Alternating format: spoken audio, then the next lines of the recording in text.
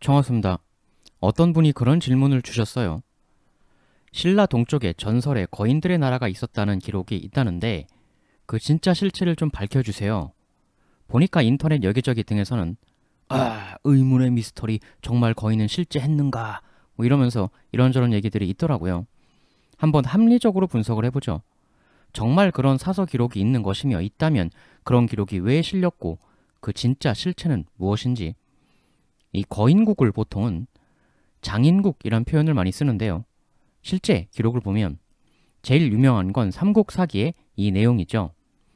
삼국사기 신당서에는 신라가 동쪽으로 장인과 대치하고 있었는데, 장인이라는 것은 키가 3길이며 톱날 이빨과 갈구리 손톱으로 사람을 잡아먹으므로 신라에서는 항상 활 쏘는 군사 수천 명을 주둔시켜 수비하였다. 삼국사기에 사람을 먹는 거인에 대한 이런 내용이 실려있는 건 사실이에요. 키가 3길이라는 건 세 장이란 얘기죠. 장이라는 건 10척이지 않습니까? 한 척을 30cm로 본다면 1장은 3m, 그럼 3장은 9m. 근데 1척을 뭐 23, 24, 25cm로 하던 시절도 있었어요. 그 제일 작은 23cm로 한다면 3장은 대략 뭐 6m? 키가 6m쯤 되는 사람들하고 신라가 서로 대치하고 있었다. 맞서고 있었다. 삼국사기가 지금 이런 희한한 내용을 왜 담고 있냐면 지금 이 이야기가 나오는 부분이 삼국사기의 지리지예요. 고구려 백제 신라의 지리, 주변에 뭐가 있고 이런 등등에 대한 내용을 기재하는 챕터이다 보니 이런저런 기록들에서 신라 주변에는 뭐가 있다 이런 것들, 그거를 삼국사기가 담고 있는 것이죠. 다만 그 원 소스는 보시다시피 신당서이죠. 신당서에서 가져왔다는 거고, 그러면 원출처 신당서를 한번 직접 보시죠. 뭐라고 써있나. 신당서 신라는 변환의 후예이다. 횡으로는 천리, 종으로는 삼천리다. 동쪽은 장인에 대치하고 동남쪽은 일본, 서쪽은 백제 등등이다. 여기까지는 아까랑 같은 내용인데 다만 여기서 이 거인을 묘사하는 게 조금 더 자세한 내용이 뒤이어 나옵니다. 장인은 그 키가 거의 3길이나 되고 톱니이빨, 갈퀴 손톱, 검은 털이 온몸을 덮고 있다. 화식을 하지 아니하여 새나 짐승을 날로 물어뜯으며 간혹 사람을 잡아먹기도 한다. 부인을 얻으면 의복, 옷을 만들게 한다. 그 나라의 산은 수십 리씩 연결되어 있는데 입구의 골짜기에 튼튼한 쇠문짝을 만들어 달고 관문이라 한다.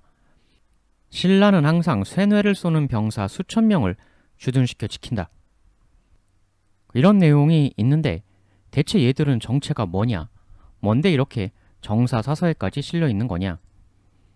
일단 단서는, 그리고 많은 사람들이 주목하는 부분은 신라의 동쪽에 있다는 거예요.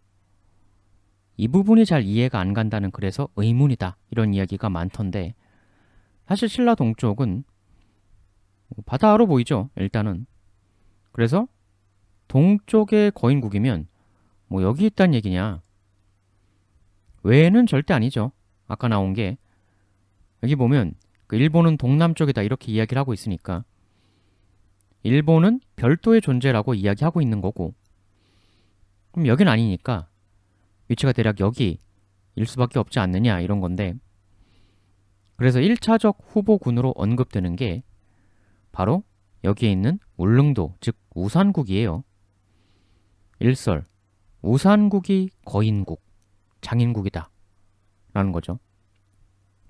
우산국설을 미는 쪽에서는 동쪽이라는 표현 이외에도 이걸 추가적 근거라고 또 제시를 해요. 세종실록 지리지 우산과 무릉 두 섬이 현재 정동 해중에 있다. 두 섬이 서로 거리가 멀지 아니하여 날씨가 맑으면 가히 바라볼 수 있다. 신라 때 우산국 또는 울릉도라 하였는데 우리 태조 때 유리하는 백성들이 그 섬으로 도망하여 들어가는 자가 심히 많다 함을 듣고 다시 삼척 사람 김인우를 명하여 그 땅을 비우게 하였는데, 인우가 말하길 그곳은 땅이 비옥하고 대나무의 크기가 기둥 같으며 쥐는 크기가 고양이 같고 복숭아씨가 되처럼 큰데 모두 물건이 이와 같다 라 하였다. 지금 섬에 존재하는 것들이 다 일반적인 크기를 압도하게 엄청나게 크다. 이런 묘사가 있어요. 해서 동쪽이란 표현과 이 세종실록 지리지의 증언을 토대로 울릉도, 우산국이야말로 거인족들의 고향, 본거지가 아니냐. 이런 설들을 이야기하는 의견들이 있는 거죠. 여기에 더해 우산국 거인설 쪽에서는 이거를 추가적으로 더 제시하기도 합니다. 유양잡조라는 당나라 때 만들어진 책이 있습니다. 당대에 전해지던 기담, 괴담 이런 걸 담은 책인데 거기 보면 이런 얘기가 나와요. 기문이라는 책에서 말하길 신라국은 블라블라. 이 내용은 아까 신당서 그 내용하고 똑같죠.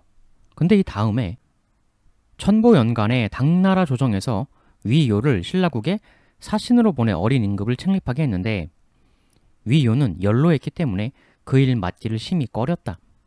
근데 당시 신라를 다녀온 적이 있는 한 빈객이 있었기에 위요가 그를 찾아가서 신라로 가는 여정에 대해 물었더니 그 빈객이 다음과 같은 이야기를 해주었다. 당나라는 신라, 일본 모두와 우호를 맺고 있었기에 신라, 일본 양쪽으로 모두 가는 사신을 보냈었습니다. 우리 사신단은 신라에 도착한 후 그 다음 일본으로 가려고 또 배를 탔는데 바다에서 그만 풍랑을 만났습니다. 수일간 그치지 않고 파도가 계속 심하게 쳤습니다. 이후 우리 사신단은 파도를 따라 표류하게 되었는데 어디로 가는지를 모른 채 그저 물길에 배를 맡기고만 있었지요. 그런데 얼마 후 파도가 잠잠해지더니 어떤 해안가에 도착하게 되었습니다. 도착하던 때는 이미 해가 지고 있던 때였으므로 일단 배에서 내려 다들 해안가로 갔는데 우리 인원은 약 100여 명 가량이었습니다. 그런데 저 멀리서 우리는 집이 보이는 걸 발견했습니다. 그걸 보고 모두가 앞을 다투어 그쪽으로 갔습니다. 그런데 그 집에 도착해 보니 거기서 사람이 나왔는데 그들은 키가 무려 2장, 4에서 6m가 되었고 옷을 갖추어 입고 있었으며 도무지 알아들을 수 없는 말을 하고 있었습니다. 그들은 찾아온 우리들을 보더니만 몹시도 크게 기뻐하며 우리들을 애워싸기 시작했습니다. 그러더니만 우리들을 몰아서 한 집에 안으로 넣은 뒤 문을 바위로 막아버렸습니다. 그 이후 100여 명에 달하는 거인들이 더 오더니 바위를 열고 우리들 중에 비교적 포동포동한 사람 50여 명을 골라서 밖으로 빼내갔습니다. 그 뒤에 빼내간 사람들을 삶아버린 후 먹어버렸습니다. 그러면서 또 흥청망청 마셔 모두 진하게 취하더니만 이내 골아떨어지고 말았습니다. 그 틈에 우리는 그 집을 빠져나올 수 있었고 빠져나온 후 정원으로 몰래 이동하였습니다. 그리고 후원에 도달했는데 그때 우리는 거기서 약 30여 명의 거인이 아닌 우리와 같은 당나라 여성들을 만날 수 있었습니다. 그녀들은 우리를 보더니만 바로 저 거인들은 결국에는 붙잡은 사람 중에 남자는 모조리 잡아먹고 우리 여자들만을 남겨 우리에게 옷을 만들게 하고 있습니다. 아까 신당서에서 그 부인을 얻으면 옷을 만들게 한다는 내용이 있었죠? 요거는 이제 그거랑 딱 일치하는 내용인데 아까 거인들 처음 볼 때 그 옷을 갖추어 입고 있었다는 내용이 나왔었잖아요. 좀 전에. 그 입고 있던 옷을 이 먼저 잡힌 여인들이 다 만들어 줬다는 것이죠. 그대들 남자들은 어차피 가만히 있어봐야 모조리 잡아먹힐 텐데 지금 당장 도망가지 않고 여기서 무엇 하는 겁니까? 우리가 달아날 수 있는 길을 보아둔 것이 있습니다. 그러면서 여인들은 또 칼이 있는 곳을 알려주었고 우리는 칼을 가지고 취해서 쓰러져 있는 거인들에게 몰래 다가가 그 거인들의 목을 베어 죽인 후 재빠르게 여인들이 안내해준 길을 따라 다시 우리가 배를 정박했던 곳으로 돌아올 수 있었습니다. 그러면서 아침해가 밝아 이제 배를 출발시키려고 하는데 저 멀리서 엄청난 고함 소리가 들려 돌아본 바 무려 1000여 명에 달하는 거인들이 괴성을 지르며 우리에게로 달려오고 있는 것이었습니다. 그러나 우리들의 배는 이미 바다로 출발을 한 후여서 결국 그들은 우리를 놓치게 되었고 그러자 그들은 해안가에서 마치 호랑이처럼 울부짖으며 펄쩍펄쩍 뛰는 것이었습니다. 이리하여 우리 사신단과 먼저 잡혀있던 부인들이 모두 무사히 고향으로 돌아올 수 있었습니다. 이런 무시무시한 이야기가 실려 있는데 이 거인들이 사는 곳을 신라에서 일본으로 가다가 가게 되었다고 했어요. 그렇다면 이 거인국의 위치는 신라와 일본의 사이, 즉 그 사이 바다 어디 아니냐, 이래가지고 울릉도, 즉 우산국이 거인국 아니냐 라고 우산국 이퀄 거인국 설을 주창하는 쪽에서는 또 이야기를 하는 것이죠. 애초에 신라의 동쪽이라고 했으니까 좀 전에 그 유양잡조 내 기문 내용하고 버무리면 우산국이 상당히 유력해 보이기도 합니다. 얼핏. 근데 이에 대해서는 반론이 있어요. 우산국일 수가 없다 라는 얘기도 있는데, 일단 우산국이라고 하면 이 부분이 말이 안 된다는 거죠. 사실 신당서보다도 훨씬 먼저 나온 기문에서도 이 내용이 있었는데, 근데 이 책보다도 인터넷에서 이거를 미스테리다 이런 내용 먼저 보신 분들은 태평광기란 책으로 접한 분들도 계실 거예요. 여기도 보면 이렇게 나와 있거든요. 다 똑같아요. 이 부분은. 모든 책들이 공이 경계는, 즉 신라와 거인국, 신라와 장인국의 경계가 지금 산이라고 이야기하고 있어요. 그럼 무슨 얘기입니까? 거인국이 섬이 아니란 얘기죠. 산, 즉 육로로 붙어있는 곳이란 얘기예요. 이 모든 내용들은. 그러면 무슨 섬이고 무슨 어떻게 우산국이 되냐. 신라가 극도로 거인국을 경계해 수천 경계병을 상시 주둔시켰다라고까지 나오는데, 그게 우산국이면 거인들의 신라 침공은 배 타고 와서 할 수밖에 없지 않습니까? 날아올 수는 없을 테니. 그러면 초거대 거인들이 타고 올 배면 그 배도 상당히 컸을 것이고, 그러면 그 거대한 배, 거대 함선의 침공 묘사가 어떤 식으로든 사서에 더 기록이 있어야 할 것 같은데, 근데 그런 건 또 전혀 없단 말이죠. 거인국은 우산국이다 라고 이야기하는 케이스가 가장 많더라고요. 많은데, 그럼 이 우산국이 나중에 어떤 운명을 맞이하게 되는가, 그걸 역사적으로 또 보면 신라 이사부 장군이 굴복을 시키죠. 나무사자로 협박하니까 바로 후덜덜덜 하면서 항복했다고 삼국유사에 나와 있습니다. 이걸 가지고 우산국 이퀄 거인국 설측에서는 우산국 거인들의 전투력이 너무 강하니까 정면으로 붙긴 힘들어서 나무사자로 지성이 낮은 거인들을 위협해서 굴복시키는 방향으로 전략을 편 것 아니냐 라고 이야기를 하기도 하는데, 글쎄요.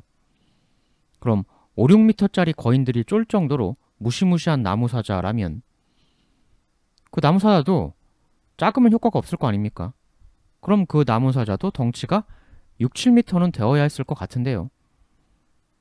그리고 아까 우산국 설 쪽에서 미는 기문 내용에도 거인들이 우르르 몰려 나온 게 최소 1000여 명이 있었다고 하니까 아무리 사자가 무서운들 딱 한 마리 보여줬다고 후달달달 다 항복하겠습니다 했을 것 같진 않고, 그럼 거인도 쫄 초거대 조형물을 제법 상당한 숫자를 만들어서 그걸 배에 싣고 간 걸까? 그리고 거인에게 그 전략이 먹힐 거라는 건 또 어떻게 알았을까요? 미리 샘플로 거인 하나를 생포한 이후에 걔한테 테스트라도 해봤던 걸까요? 아까 신당서에 나온 묘사는 그야말로 천하 대괴수의 모습인데, 나무사자 한번 보고 후달달달 항복하겠습니다. 이건 너무 잘 안 어울리죠? 정말 우산국이 거인국일까? 그리고 이 우산국의 그 전투력이 이사부 장군에게 한 그 맥없는 싱거운 항복 이외에도 고려사, 우산국이 동북 여진에 침구를 당해 농사를 짓지 못하게 되었으므로 이원구를 보내 농기구를 내려주었다. 우산국 백성으로 과거 여진 포로가 되었다 도망쳐온 자들을 모두 귀양시켰다. 또 여진 때문에 도망온 우산국 사람들을 고려 정식 백성으로 해주었다. 아주 우산국이 여진족 해적들에게 무참하게 탈탈 털려서 우산국 사람들이 비참하게 흩어지는 그런 내용들이죠. 결국엔 어떻게 되었냐면 우산국 땅에 백성들 거주하기가 불가능하다고 보여졌다. 아예 그 여진족 해적 침략 이후 우산국 자체가 사람이 더 이상 살기가 힘들 정도로 괴멸적 황폐화가 되어버렸다라는 거예요. 무시무시한 거인들의 고향이라고 보기에는 여진족들에게 너무 맥없이 털리고 있지 않습니까? 여진족이 말만 잘 탄다고 아시는 분들도 계신데 전혀 그렇지 않고 상당한 멀티플레이어 민족입니다. 해상 활동에도 능해서 보시다시피 바다 건너가서 우산국을 무참하게 도륙내 버릴 정도로 이 여진족 해군, 해적들이 얼마나 대단했냐면 우산국을 넘어 큐슈 지방까지도 하도 털어가지고 큐슈 지역에선 여진족 해적 막기 위한 제사도 지내고 했을 정도예요. 여진족이 하도 강해서 인간보다 4-5배 정도나 큰 거인들의 고향도 이렇게 무참하게 짓밟은 겁니까? 과연? 그럼 여진족 해적들이 우산국이나 큐슈를 털려면 뭐 동해 이쪽을 바다로 누볐겠죠. 그러면 출발지가 이런 쪽이었단 얘기예요. 예전에 학교 다니실 때 그 신라에 구주 오소경 암기한 거 다 기억나시죠? 구주 중에 명주라고 있는데 그 명주가 어디입니까? 여기죠, 여기. 희한하게 다른 지역들하고는 달리 해안을 따라서 마치 칠레처럼 지역구역을 이런 식으로 설정을 했어요. 나중에 고려의 오도 양계 기억나시죠? 그 양계 중 동계도 이런 식으로 해안 따라서 기다랗게 설정이 되었습니다. 왜 이런 식으로 했냐? 여러 가지 설이 있는데 그 설 중 하나가 이렇게 바다 타고 내려오는 그 여진 해적들, 뭐 얘네들이 우산국하고 큐슈만 가겠습니까? 그럴 리가 없죠. 이렇게 예전부터 한반도 동쪽 해안가를 찝쩍거렸을 것이고, 그러면 얘네들은 분명히 북쪽에 있는 존재이기는 한데 신라 입장에선 동쪽으로 치고 들어온다는 방향성을 느낄 수도 있겠죠. 말갈 아시죠? 여진족의 전신이 말갈이다 라는 유명한 설이 있죠. 신라가 고구려 백제뿐 아니라 말갈하고도 무지하게 많이 싸웠다는 기록이 실제로 보입니다. 신라가 말갈 때문에 대단히 골치가 아팠던 건 사실이에요.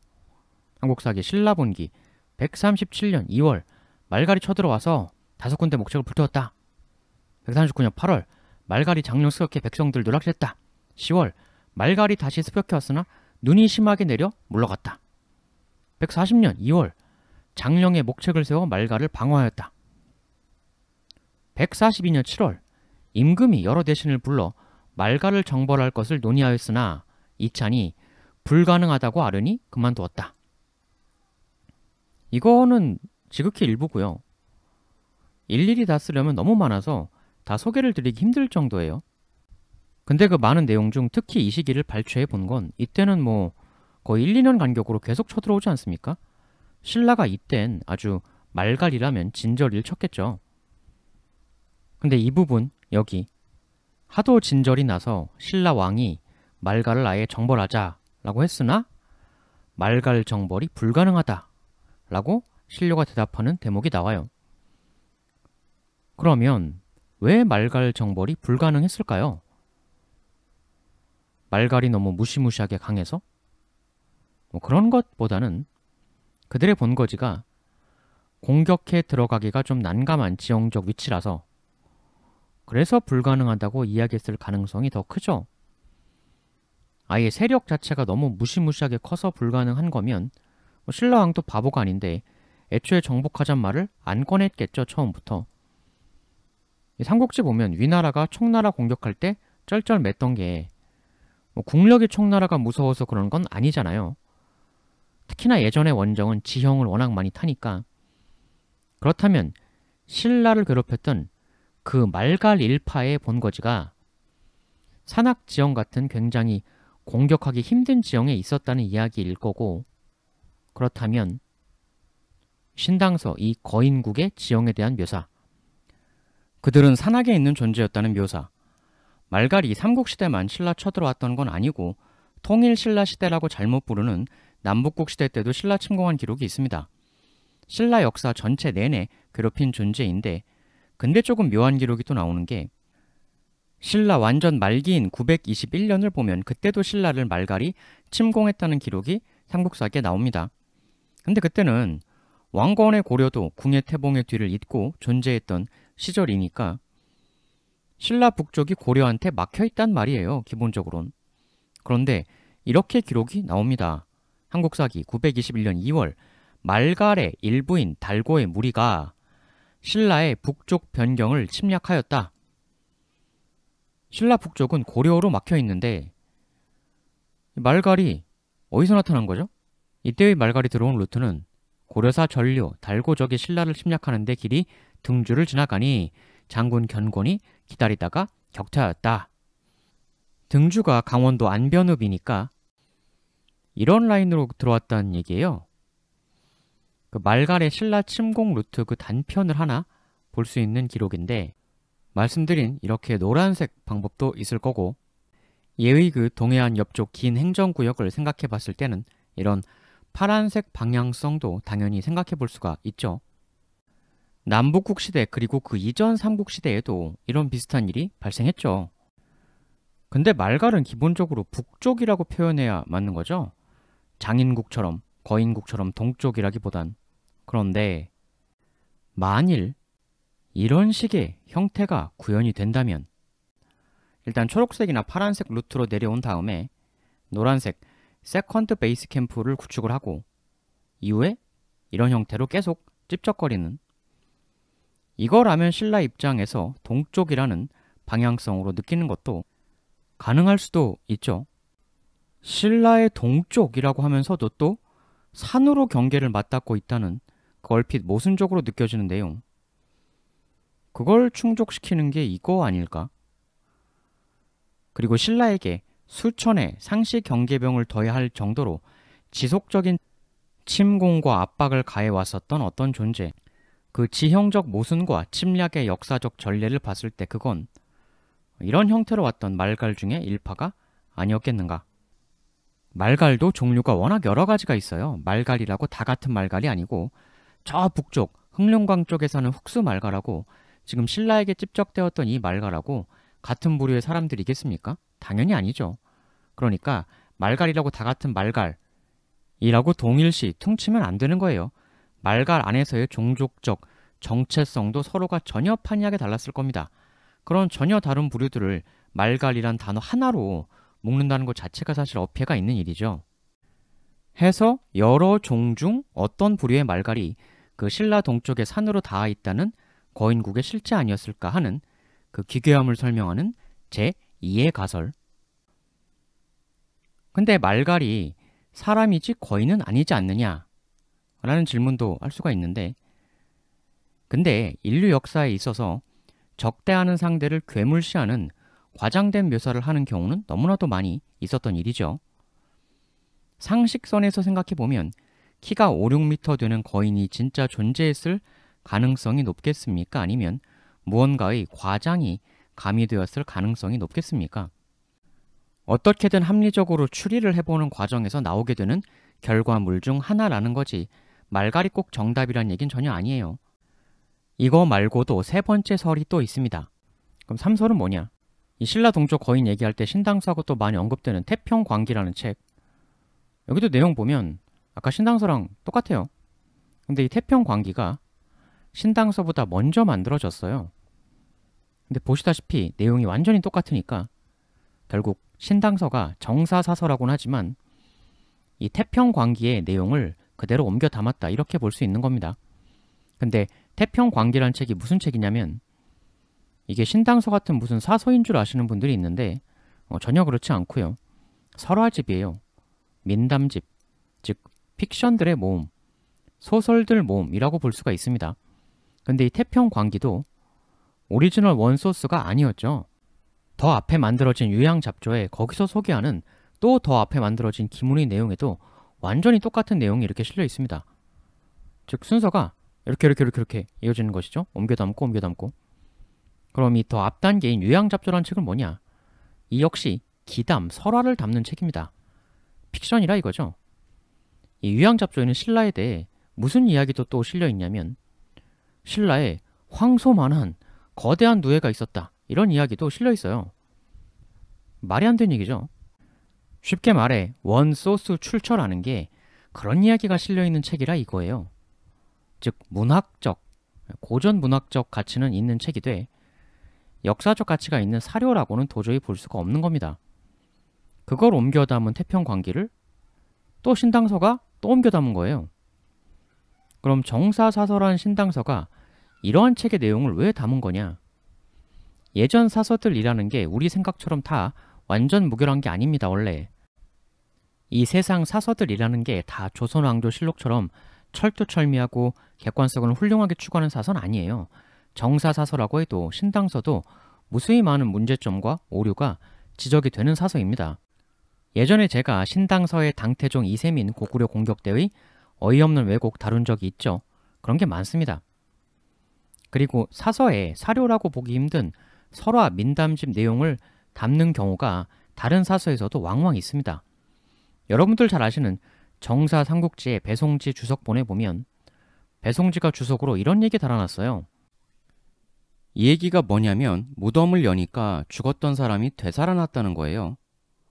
황당하죠. 무슨 좀비도 아니고. 사서에 이런 황당한 이야기가 실리는 경우가 이렇게 종종 있습니다.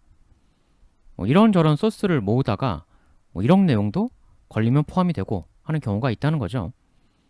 신라 동쪽 거인국이라는 이야기가 신당서라는 사서에 실리게 되는 프로세스가 이렇게 다단계를 거쳐서 실렸는데 아까 여기 기문에 보면 그 내용의 원천이 뭐였습니까? 스토리가 무슨 거의 이거였잖아요. 걸리버 여행기 같은. 애초에 이 기괴한 이야기를 듣게 되는 게 고령의 신라로 사신으로 가게 될 당나라 사람 위효라는 이가 어떤 익명의 신원이 밝혀지지 않은 모종의 빈객에게 전해들은 모험담이었죠. 이게 거인 만나서 대모험 끝에 여자들을 구하고 탈출했다. 당연히 이런 거는 MSG가 처질 가능성이 상당히 큰 겁니다.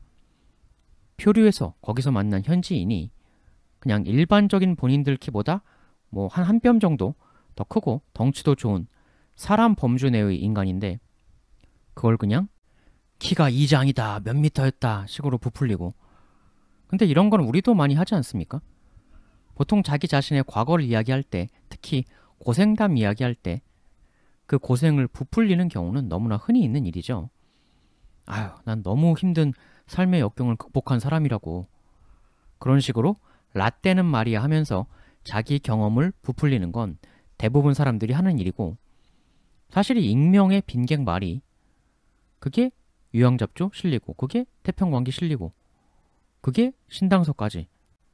즉 이 이름도 모르는 익명의 빈객이 신라 사신 가는 거 라떼는 말이야 하면서 툭 내뱉은 이야기가 결국 구르고 굴러서 스노우볼이 되어서 신당서에 실리고 그게 급기야 우리 삼국사기에까지 실리게 되는 일이 된 거죠. 이 거인국 이야기를 믿으려면 결국 이 익명의 빈객, 이 사람 말을 다 믿어야 한다는 얘긴데 대체 이 사람의 그 라떼는 마리아를 우리가 어디까지 믿어줘야 하는 것인가? 쉽게 말해 뻥일 가능성. 어떤 한 사람의 뻥이 구르고 굴러 이렇게 기록이 남게 되었을 가능성. 전면 부정할 수는 없습니다.